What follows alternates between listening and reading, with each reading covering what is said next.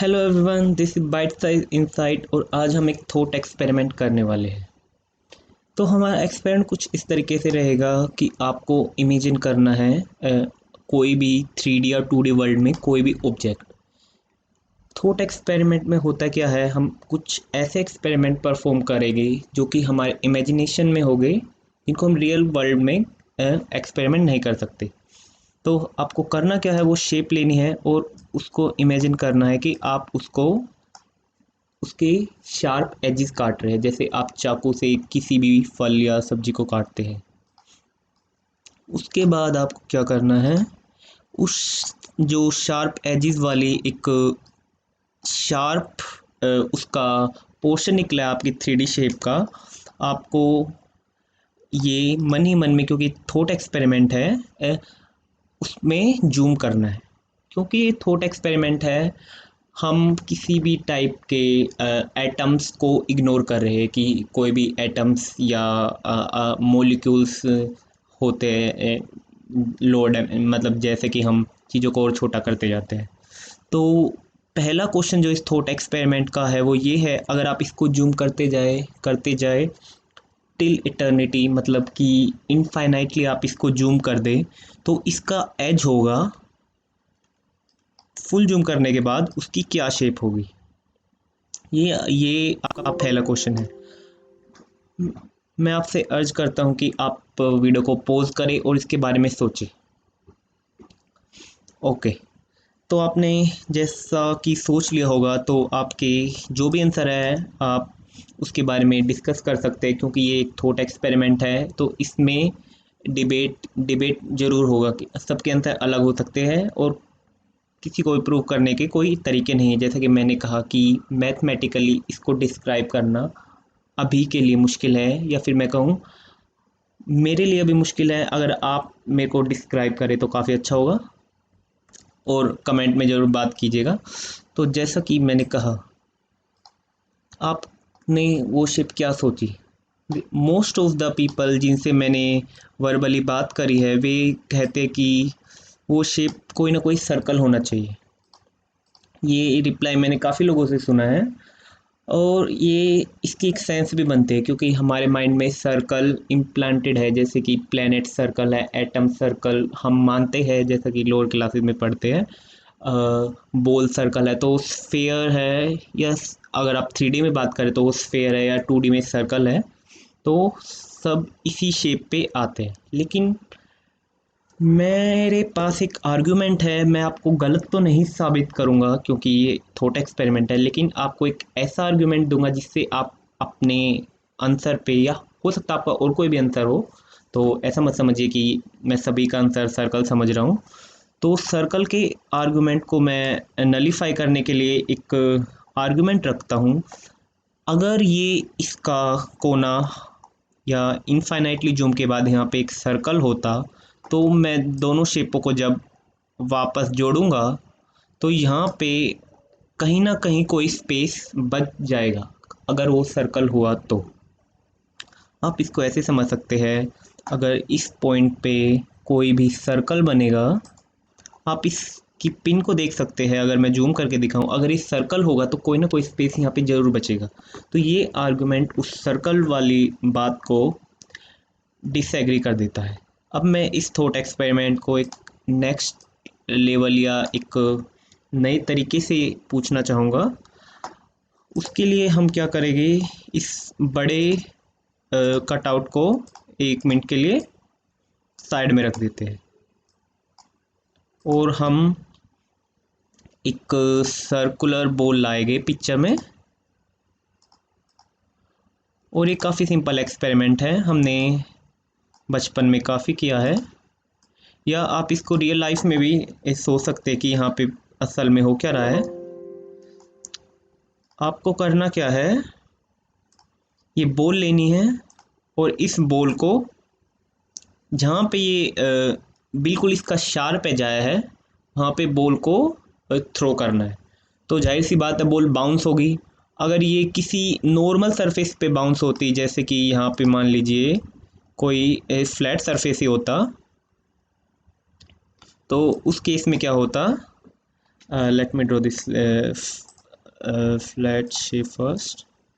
देखिए अगर कोई फ्लैट शेप होती तो उस केस में हमारे पास, जैसे कि हमने लोअर स्टैंडर्ड्स में या इवन हायर स्टैंडर्ड में पढ़ा है, स्नेल्स लॉ जो है, ये जिस एंगल पे ये बॉल आएगी उसी एंगल पे रिफ्लेक्ट होगी। अगर मैं इसको सीधा फेंकता हूँ तो ये बिल्कुल सीधा आ जाएगी, मैं नीचे से फेंकूंगा तो ये इस डायरेक्शन में, अगर आप फॉलो करें माउस को तो ये इसका मोशन होगा, या आप इसका एंगल कम कर दे तो इसका एंगल ऑफ रिफ्लेक्शन भी कम हो जाएगा। अब जो ये सवाल ट्रिकी बन जाता है जब मैं इस बॉल को इस कोने पे फेंकूंगा। अब आप किस चीज़ से एंगल नापेंगे, तो ये आपके लिए एक बड़ी दुविधा साबित हो जाती है। अगर ये रियल लाइफ एक्सपेरिमेंट होता तो उसमें दो चीज़ होती, या तो आप बॉल को बिल्कुल सेंटर पे नहीं फेंक पाते, या तो ऊपर रहता है नीचे होता, ऊपर रह जाता तो बॉल ऊपर की तरफ बाउंस होएगी, नीचे रह जाते या नीचे की तरफ बाउंस होगी। या अगर आप 3D में सोच रहे तो आपके पास काफ़ी ज़्यादा एंगल आ जाते हैं। और दूसरी चीज़ जो रियल लाइफ में हो सकती है कि वो सामने से ये शेप सर्कल ही होगी, अगर हम रियल लाइफ में बात करें, क्योंकि ना तो हम इतना बढ़िया कट बना पाएंगे, और अगर बना भी दिया तो एटॉमिक लेवल पे उसका एक सर्कुलर शेप तो नहीं, लेकिन एक सर्कुलर प्रॉपर्टी बन जाएगी। तो इसीलिए मैंने थॉट एक्सपेरिमेंट लाया है जो इस खेल को थोड़ा सा माइंड ट्विस्टर बना देता है। अब अगर मैं इस बॉल को यहाँ पे फेंकता हूँ तो आपके क्या आर्गुमेंट होगी। फिर से वीडियो को पॉज करिएगा, अपने दोस्तों से पूछिएगा कि इस सिचुएशन में क्या होना चाहिए, और याद रखिए एक थॉट एक्सपेरिमेंट है। तो इस चीज़ में क्या हो रहा है, दो पॉसिबिलिटी ही सामने निकल के आएगी। पहली चीज़ ये हो सकती है, क्योंकि ये फिर से मैं बोल रहा हूँ, क्यों मैं काफ़ी बार बोल चुका हूँ, क्योंकि थॉट एक्सपेरिमेंट है तो मैं इस बॉल को सीधा इस पॉइंट पे थ्रो कर सकता हूँ। तो यहाँ पे एरर जो रियल लाइफ में आते हैं कि थोड़ा ऊपर नीचे रह जाएगा, वो नहीं आएगा। तो इसमें दो मैं अगर बोलूँ रीजनेबल आउटकम होगी। पहला तो ये होगा कि ये बॉल जिस एंगल पे जाएगी उसी एंगल पे वापस आ जाएगी, पहली चीज़। दूसरी चीज़ क्या हो सकती है, ये जिस एंगल पे गई उस एंगल पे वापस नहीं आएगी। अब जो इस एक्सपेरिमेंट का मेन मकसद है और इस वीडियो का मेन मकसद है, ये दोनों ही पॉसिबिलिटी, क्योंकि और कोई तीसरी पॉसिबिलिटी हो नहीं सकती, दोनों ही पॉसिबिलिटी कोई कॉन्ट्राडिक्शन कर रही है। वो मैं कॉन्ट्राडिक्शन बताने की कोशिश करता हूँ। पहला कॉन्ट्राडिक्शन कि वो बॉल जिस एंगल पे आई उस एंगल पे नहीं गई, किसी और एंगल पे गई।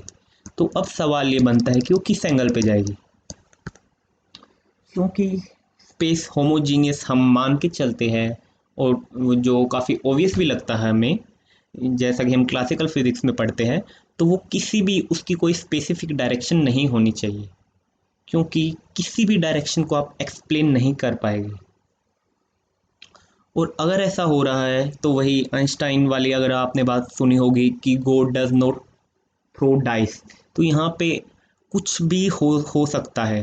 आप कोई भी स्पेसिफिक डायरेक्शन इसकी नहीं बता सकते अगर इसकी सेम डायरेक्शन नहीं है तो ये एक बहुत बड़ा कॉन्ट्राडिक्शन बन रहा है। और दूसरी बात है जो कि काफ़ी सिंपल सा आर्ग्यूमेंट हो सकता है आप में से कई लोगों का, कि इस बॉल को किसी भी एंगल पे जाना क्यों है। ये हो सबसे ज़्यादा पॉसिबिलिटी और रीजनेबल जो लगता है, मेरे को भी लगता है कि ये बॉल यहाँ पे लगे, बिल्कुल जिस एंगल पे बॉल आ रही थी उसी एंगल पे बॉल चली जाएगी। जैसे कि मैंने बॉल ऐसे फेंकी, ये ऐसे ही बॉल वापस आ गई, बिल्कुल अपने वो पाथ को रिट्रेस किया। इसमें कोई कॉन्ट्राडिक्शन साबित होता नहीं दिख रहा है हमें अभी तक, जो कि मेरे को भी नहीं दिख रहा। लेकिन अगर मैं पिक्चर को थोड़ा सा बदलूं और मैं इस बॉल को बिल्कुल इस एंगल से नहीं, थोड़ा सा नीचे, और उसकी डायरेक्शन ऑफ थ्रो जो कि पहले ये थी, अब ये डायरेक्शन कर दूं, अगर पहला वाला आर्गुमेंट सही था तो वो आर्गुमेंट यहाँ पे भी सही होना चाहिए। अब क्या हो रहा है कि बॉल यह ऐसी जा रही है, ओके मेरे को एक ब्रश लेने दीजिए, अगर इस डायरेक्शन पे जा रही है तो इस डायरेक्शन पे वापस आ जा रही है, अगर इस डायरेक्शन पे जाएगी तो इसी डायरेक्शन पे वापस आ जाएगी। अगर और भी सारी इस डायरेक्शन में कुछ खास नहीं है, और ये सिस्टम अपनी लॉजिकल सेंस बना रहा है। लेकिन अगर हम स्नेल्स लॉ और एंगल ऑफ रिफ्लेक्शन को दोबारा से देखें, अगर कोई भी बॉडी रिफ्लेक्ट होके सेम एंगल पे जा रही है तो उसका एक ही मतलब होता है कि सरफेस वहाँ पे फ्लैट था। ऐसा सिर्फ 90 डिग्री के इंसिडेंस पे ही होता है। हमारा लॉजिकल वर्ल्ड तो यही कहता है कि अगर कोई भी मैं बोल लेता हूँ और उसको अगर अपना पाथ रिट्रेस करना है तो उसे 90 डिग्री पे ही जाना पड़ेगा।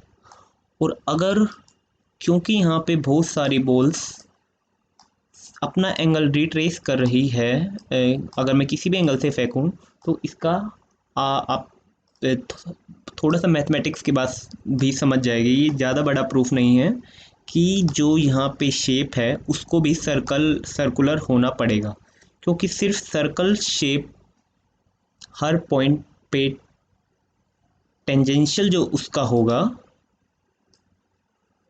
वो इसके इसके टेंजेंट और इसका point of contact right angle पे होगा सर्कल पे हर पॉइंट पे। तो अगर हमने अपना दूसरा वाला अजम्पशन मान लिया जो कि ये था कि बॉल जिस पाथ पे जाएगी उसी पाथ को रिट्रेस करेगी, तो ये हमारी जो टिप है ये सर्कुलर होनी चाहिए। और हमने पिछले एक्सपेरिमेंट में ये बात काफ़ी ज़्यादा सिंपल आर्गुमेंट से बता दी थी कि ये सर्कुलर नहीं हो सकता, क्योंकि अगर ये सर्कुलर हो रहा है तो यहाँ पे कोई ना कोई स्पेस वेस्ट हो रहा है, यानी कि कोई जो हमारे पास ऑब्जेक्ट था वो ख़त्म हो गया। आप फिज़िक्स की भाषा में समझे तो आप बहुत ही ज़्यादा ये चीज़ वियर्ड हो जाएगी कि एनर्जी लॉस्ट हो रही है, यहाँ पे कहीं ना कहीं मास गायब हो रहा है, जो कि किसी भी फिजिकल लॉ के हिसाब से नहीं होना चाहिए। अब इसके बारे में मैं डिस्कशन करना चाहता हूँ आप लोगों से, आप कमेंट में कर सकते हैं। तो मेरा एक पॉसिबल एक्सप्लेनेशन इस चीज़ का ये है, क्योंकि हम इस पे इनफाइनाइटली जूम कर रहे हैं, तो इनफाइनाइटली जूम करने के बाद जो शेप जो हम डिफाइन करते हैं वो अपने आप में ही एक डायमेंशनल 3 डायमेंशन या 2 डायमेंशनल वर्ड है। तो अगर हम इतना ज़्यादा जूम कर रहे हैं तो वो शेप अपना मीनिंग कहीं ना कहीं लूज़ कर दे रहा है। मैं फिर से बोल रहा हूँ, मैं रिग्रेस मैथमेटिकल सेंस में नहीं बोल रहा हूँ। तो क्योंकि उसने अपनी शेप लूज़ कर दी तो हम शेप के बारे में बात नहीं कर सकते कि वो उसका जो एज है उसकी शेप ट्रायंगुलर होगी या सर्कुलर होगी। लेकिन फिर हम ये बात ज़रूर कर सकते हैं, हम नॉर्मल साइंटिफिक स्टडी या किसी भी स्टडी में करते हैं कि जो भी वो शेप या कोई भी 0 डायमेंशनल थिंग या जो कुछ भी बनेगा उसकी प्रॉपर्टी किस चीज़ से रिजेंबल करेगी हमारे रियल वर्ल्ड में, किस चीज़ से वो मिलता जुलता है, किस चीज़ से एनालोगस है उसकी प्रॉपर्टी है, ऐसा हम यूजुअली करते हैं। तो उस चीज़ की प्रॉपर्टी किस चीज़ की तरह बिहेव करेगी। तो इस सिंपल से थॉट एक्सपेरिमेंट ने हमने बता दिया कि उसकी प्रॉपर्टी जो वो 0 डायमेंशनल एज या उसका जो भी नाम होगा वो एक सर्कल की तरह वाली प्रॉपर्टी भी शो कर सकता है और एक बिल्कुल शार्प एज वाली प्रॉपर्टी दोनों शो कर सकता है। इस एक्सपेरिमेंट को देखने के बाद अगर आप क्वांटम मैकेनिक्स के कुछ यूट्यूब पे वीडियो पे जाएंगे, देखिए मैं फिर से रिग्रेस साइंस की तरफ नहीं जा रहा हूँ, लेकिन आप कुछ फिलोसफिकल वे में देखेंगे कि क्वांटम मैकेनिक्स में अगर जैसे आपने हाइजेनबर्ग अनसर्टेनिटी प्रिंसिपल पढ़ा होगा कि मोमेंटम एंड पोजीशन को एक साथ नहीं ले सकते हम, या फिर क्वांटम स्पेस में या वॉइड में पार्टिकल बनते हैं और घटते हैं। तो उसके बारे में आपको थोड़े बहुत सेंस बनेगी कि मैंने कोई भी वियर्ड बात नहीं बोली, नॉर्मल वर्ल्ड से स्टार्ट किया और हमें ये दो चीज़ें एक साथ होती हुई दिख रही है, जैसे कि एक पार्टिकल यहाँ पे भी है वहाँ पे भी है, दोनों जगह पे एक साथ कैसे हो सकता है? ऐसे आप क्वांटम मैकेनिक्स में कई बार आर्गुमेंट सुनेंगे। तो हमने यहाँ पे दिखाया कि एक शेप दो प्रॉपर्टी एक्सपेरिमेंट के हिसाब से चेंज कर रही है। जैसे कि इस शेप को पता है कि हम कौन सा एक्सपेरिमेंट कर रहे हैं। तो ये काफ़ी फैसिनेटिंग लगा था मेरे को, ये जब थॉट एक्सपेरिमेंट मेरे दिमाग में आया। और इससे कहीं ना कहीं मेरे को ये पता चलता है कि हम एक डायमेंशन में बनाई गई थिंकिंग को दूसरी डायमेंशन में लगाए गए तो ये डिसएग्रीमेंट आते हैं। और क्वांटम मैकेनिक्स ये एक्सपेरिमेंट के बाद मेरे दिमाग में और ज़्यादा सेंस बनाने लग गया, क्योंकि अगर क्वांटम मैकेनिक्स वियर्ड है तो उसका जो अल्टरनेटिव होगा वो सिंपल नहीं हो सकता। लोअर डायमेंशन में जाके हमें, या लोअर इन्फिनिटली पे जाके हमें कुछ ऐसे, जैसे भोर का एटॉमिक मॉडल था, ये ज़्यादा सेंस बनती है। तो थैंक यू। बाद में मिलते हैं किसी और दिन किसी और थॉट एक्सपेरिमेंट या रियल लाइफ एक्सपेरिमेंट के साथ। जब तक के लिए बाय बाय।